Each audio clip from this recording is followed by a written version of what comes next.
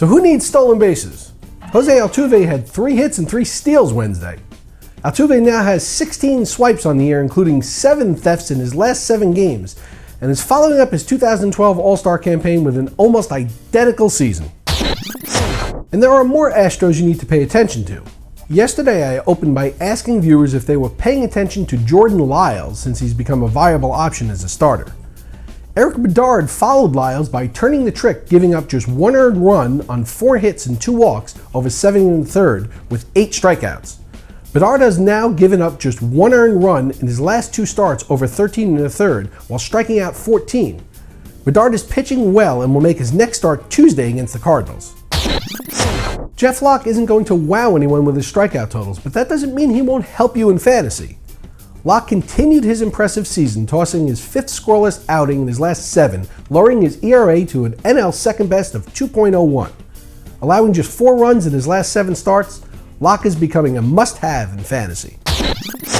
Josh Hamilton owners have to be frustrated. Hitting just .210 with 10 home runs and 24 RBI, this season certainly is not going as planned. Preseason visions of Hamilton hitting in a lineup with Albert Pujols, Mike Trout, and Mark Trumbo had fantasy owners salivating only to leave them choking on their own saliva. Hamilton was dropped to 7th in the order Wednesday.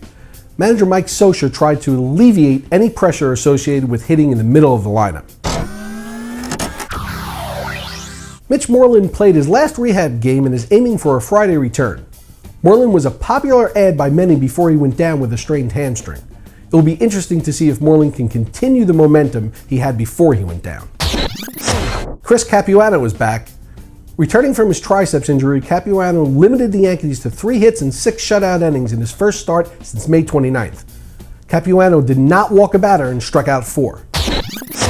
The Twins announced that Josh Willingham will not go on the DL and will play through a bothersome left knee as the team's designated hitter until his knee improves. He was 2 for 4 last night. The Padres are not planning on placing Carlos Quintin on the DL at this point with his ailing left shoulder, as manager Bud Black feels that he'll be back in a couple of days. And staying in San Diego, Jedd Gyroko is expected to be ready to come off the DL on June 25th, his first available date. Loyal RotoExperts follower Trevor Valise writes in, "Please offer me some analysis on this trade a fellow owner offered me in my 10-team Roto League.